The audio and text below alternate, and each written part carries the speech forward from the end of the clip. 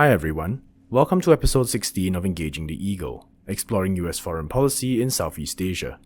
We're a podcast produced by the US program at the S. Rajaratnam School of International Studies, or RSIS. I'm Kevin, an Associate Research Fellow with USP. Hi, this is Adrian, Research Fellow and Coordinator of the US program. And we'll be your host for this episode. The results of the US election will have important implications for most countries, including China. There may be a broad consensus on the need to compete with China among both the Democrat and Republican parties, but a Harris presidency would offer a relatively familiar set of challenges as compared to a second Trump administration. From the threat of 60% tariffs on Chinese imports to new tech restrictions, a Trump shock would have important implications for the US-China relationship. Joining us to discuss this issue is Professor Chen Dongxiao, President of the Shanghai Institutes for International Studies. He is also the Nian Kongsi Professor of International Relations at RSIS. Thank you for speaking with us, Professor. My pleasure. Prof. Chen, U.S. National Security Advisor Jake Sullivan was just in Beijing just last week. So what do you make of Sullivan's visit and how this visit sort of plays out as the U.S. enters the final stretch of its election season? Well, I think that Jake Sullivan's visit to Beijing has been perceived as quite constructive, substantial, as well as successful, as this is his first visit to Beijing as he assumed the role as National Security Advisor. Despite of the fact that he has maintained quite a regular channel of communications with his counterpart in the various countries. But to see him in person, to have a dialogue in Beijing itself, still makes sense. I think that particularly, as you said, in a very intense election cycle in the United States, my reading is that both White House in the United States or Zhongnanhai in Beijing, they try to maintain a predictable and stable bilateral relationship during the campaign. But more than that, I think from Chinese perspective, we are also very much concerned about that whether the uncertain election result will have a more unpredictability. So in that regard, I think that to maintain a close contact with those important guys like Jake Sullivan will at least make Beijing understand those policy trajectories. At least I think that he knows relatively much better on what is going on in Washington, including some of the debates.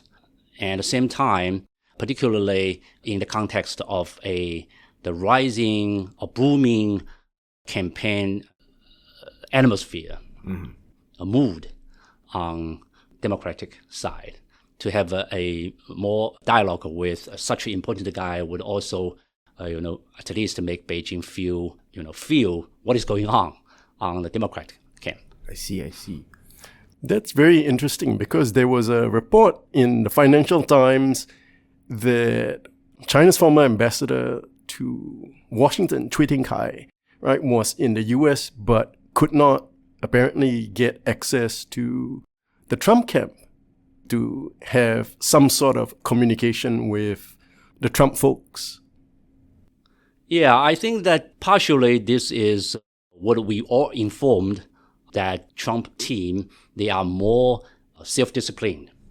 They have got some lessons from the past election in the 2016, where there's some, some of the so-called scandals out of the outreaching with the foreign officials, right, during the campaign time. So I don't think that they tried to make any trouble. Whether it is a exceptional case for only Chinese former officials or colleagues access to Trump team, or it is a normal one, I have no idea about that. But anyway, I know that my best knowledge is that it's quite difficult for those Chinese colleagues to try to outreach with those teams of camp. I think that is their domestic politics. I see. Thank you. Professor, then I'd like to ask you, of the claims that Trump has made on the campaign trail, which one has attracted the most attention in China, whether it's in Beijing or elsewhere? Well, since I'm from Shanghai, I myself, I'm more concerned about those points or those threatening points that he would impose those prohibitive tariffs on China, all those exports to United States. Of course, that will indicate a chaotic situation in terms of bilateral relationship. But as a think tank people, I'm also believe that his words about he has no interest in the World War III and such kind of remarks, I think, also attract my attention. Because I think that as long as Mr. Trump or his key advisors sincerely believe there should be no World War III, and then at least it will pave the way for a more sincere or serious dialogue between those key players, including between China, United States, or some other key players, about how to deal with the contemporary flashpoints or some of the potential flashpoints, both in the region as well as at global level. So I think that has attracted my attention. No World War III. No, that's a good point. I mean, the 60% tariff claim that he said he would impose on Chinese exports was definitely eye-catching, but the point you made about wanting to avert a World War III is also interesting. Although I suppose one of the things about Trump is that he's sometimes prone to making these grandiose statements and then walking back shortly after, or, contradicting himself at the same time. So that brings me to one of the points that I think was mentioned in your lecture, actually. Trump has made interesting remarks about how Taiwan has stolen America's semiconductor business. But at the same time, he's kind of left that door open as to what he would do with regard to Taiwan policy. How are Chinese leaders viewing these remarks? Well, I think that it's a sort of a conflicting message. Yes, very. Based upon my understanding about the China's interaction with Trump administrations in his first term, I think that it has largely enforced image that he was quite unpredictable in his policy as well as in his personality. So what you have mentioned that on one side he is interested in a kind of a deal or transactional, if I understand correctly. But on the other side, he also sometimes double down on his efforts of his unhappiness about either the Taiwan stealing of chips business from the United States, or sometimes he mentioned that the relationship between Taiwan and mainland China, he once conjured up a metaphor that it's just like a pen compared with a desk, something like that. Can we infer from his remarks that he is going to give up Taiwan? Or he's like to make deals with Beijing? I'm not so quite certain. Because I do not think that he is a kind of a strategically grand deal guy. Maybe he's interested in some specific issues, like trade deficit. Yes. But he's not a guy who is really interested in those highly strategic or security related issue. And the another point is that there's almost a consensus, I would argue that bipartisan consensus in Washington on their policy towards cross-trade relationship as well as to Taiwan. So even if Mr. Trump in his second term tried to make something different on Taiwan, I'm just wondering what is the room for those kind of policy change. Yeah, there'll be a credibility issue as well as to whether he can stick to his stance or whether political pressure at home would force him to change direction. Yes, so in that case, I think that those establishments in Washington, and let alone those Congress people, will prevent any kind of a big departure from those previous or from those originally established position on Taiwan. So whether he say this or that on Taiwan, I'm not quite certain that it really make a big sense to me. I see. Thank you. Professor, that does make me wonder, though. How do Chinese leaders view Trump's reversal on his stance on TikTok? Because he was very intent on banning the platform just a couple of years ago, but then earlier this year he did a 180, and now he supports it. Do Chinese leaders think this shows that he can be reasoned with to an extent? Or do they see this more as a sign of his unpredictability or caving to certain domestic needs? Well, I think that the Chinese experience in their engagement with Mr. Trump during the first term is that he changed often. Yes. There's always a moving target in his mind. So it's quite tough for us to try to make him focus on a specific target for a long period of time. Mm-hmm. Regarding what you said about the flip-flop on the TikTok issue, I think that if my reading correctly, he must have some still lingering concerns about TikTok's security issue related concerns. Mm-hmm. But at the same time, the challenges he faced during the campaign time is also very clear, obvious, that he need a very powerful platform, social platform, to promote himself, to compete with either President Biden or now Kamala Harris. Mm-hmm. So I think that he needs such kind of a social platform, and he is not totally, his relationship with the Facebook and other social media is not very good. We all understand that. So this is maybe the reason why he changed about it.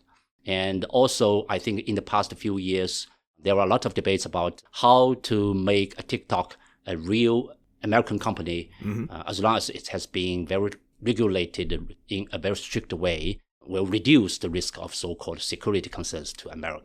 So I think that maybe he also gets some information and understand that it is unnecessary to ban TikTok as long as it could be worked as a very good, high-quality American company. I see, thank you. Yeah, that's a good point because security concerns about TikTok might be coming down. And at the same time, Mr. Trump has demonstrated that he can be very malleable with his views if he feels that it gives him a political advantage. Like, for example, recently his flip-flop on his abortion position. Now that you mentioned VP Harris, though, I'd like to turn the conversation a little bit towards her. What are Beijing's main hopes for a potential Harris administration? Do they expect it to be just a continuation of Biden's policies, or do they hope to see certain areas of change? That's quite tough. I think that I would bet that around more than 60 or 7% of Harris administration, if she wins, will follow the mode of Biden administration's policy, including its principle, method, approach, dealing with Beijing. But I think that on many occasions, different people matters. I still have no idea who will fill in those important positions like the National Security Advisor, a DOD, a minister, as well as the Secretary of State, Treasury Secretary, etc. So I think that all those positions and those people working in those positions means a lot for a future bilateral relationship. But having said that, I think the Biden administration or those establishments in Democrats, they seem more interested in maintaining a competition with Beijing without catastrophe, which means that they will focus on the management of those conflicts. This is the reason that during the Biden administration, he repeatedly stressed the importance of guardrail. Yes. If there's no any special or exceptional case, issues are breaking between two sides, Kamala Harris should maintain such kind of principle. And regarding those policy like a small yard, high fences, Yes. I also believe that there's a consensus among Democrats that there should be no decoupling, so-called a overall decoupling, but focus more on those technologies, high technologies, in a relatively small yard. So I think that Ms. Kamala Harris will also maintain such kind of principle. And given his unique ethnic background or cultural background, I would say, whether she will be more concerned about those ideology or cultural related issues, I have no idea. But I think that on many occasions when she went overseas, a lot of overseas missions, she also delivered a lot of speech on American policy, including on climate change issues, etc.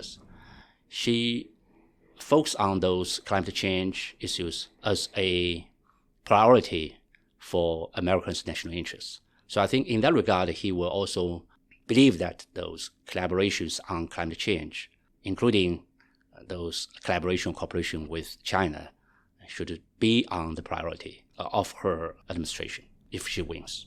Yes, we all hope so, that she'll focus a bit more on climate change. Professor, then I'd like to ask about the risks that Chinese leaders associate with a potential Harris administration. What do they see as, potential risks in the bilateral relationship? For example, her voting record has, on things like Myanmar and Hong Kong, it's focused very heavily on human rights issues. Do they see that as a potential stumbling block? Well, I think that regarding the human rights issues, China as a whole, including our Chinese government, they have their experience in dealing with their counterparts. All right, Beijing always say that we will maintain those kind of channel open on issues of dialogue. So there will not be any kind of a particularly shock or surprise from Beijing's perspective. Okay. The new administrations would particularly highlight the specific issues regarding the human rights issues and will make Beijing off the guard. I don't think that Beijing would feel in that way. Okay. So this is, I think, already Beijing has gained a lot of experience in dealing with American. But the question is that whether on Washington's side they are interested in resuming those dialogue on human rights issues. Speaking of VP Harris, her running mate, Governor Tim Walz of Minnesota, has an interesting background. He spent some time in China in the 1980s. Do you see, if there is a Harris-Walz administration, a potential VP Walz having a role in fostering the bilateral relationship? Well, that all depends, because I think that given the experience of potential VP Walz in China, I think Beijing may have some expectation that it will be relatively easier for Beijing to engage with him on those cultural people-to-people issues. But on the other side, I think that how important role that potential VP Walz would play on China question, that all depends on the Harris administrations, potential Harris administrations. But I do hope that given the importance of the cultural and people-to-people contact these days for stabilizing bilateral relationship, and given the fact that on Beijing side, President Xi Jinping has already initiated welcoming the 50,000 American students to China in the next 5 years, if it could be echoed by some similar initiative for the new administration, for instance, potential Harris administration, I think that will be warmly welcome, because anyway, this is what my reading, that despite of those political, ideological differences, potential conflicts or existing conflicts, but Beijing do believe that people-to-people contact, particularly among young people, plays a very important role, because the world has changed so quickly, and there are so many common agendas that particularly the young generation of both sides need to work together. At the same time, I think that given more difficulties nowadays because of the political situations, it will be more difficult for the young people to be engaged as used to. So how to resume those dialogues, make them to acquaint each other, and to make them really understand the main concerns, I think that's very important. I see. Thank you. Before we end off, I'd like to ask, do you have any final points that you would like to make? Emphasize any previous points that you made or introduce any new ones? Well, you see, I'm a student of international relations, but I always believe that foreign policy begins at home. So for both the United States and China, when we refer to the bilateral relationship, but actually the biggest challenge facing both countries is their domestic challenges. So whether and how that both governments, as well as the two societies, the people, these two countries, can really deal with their domestic challenge. That's very important. So in that regard, I think Beijing will need to work very hard to fulfill the promise of their reforms, the opening up. And I think this is a similar challenge for the United States. So as long as both sides can really fulfill their reform and opening up promise, as their leaders promised, then actually it will be relatively more easier for both sides to be engaged each other and to deal with the common challenges. That's true. They have to convince each other that it's not a zero-sum game here. It's not I win, you lose. It's kind of, there'll be benefits on both sides if there's cooperation. Right, yeah. Anyway, this is, despite of the differences, anyway, this is a very, we have seen an increasingly complex interdependence. Mm-hmm. This is the reality, all right? This is the reality. So whatever those ideological or political differences, no country could forget this fundamental basic fact. Thank you very much, Professor. And thank you everyone for tuning in. We hope you enjoyed this episode. If there are any questions or topics that you'd like us to tackle in future episodes, feel free to reach out to us on social media or through email. Until next time, stay safe, and we'll see you again.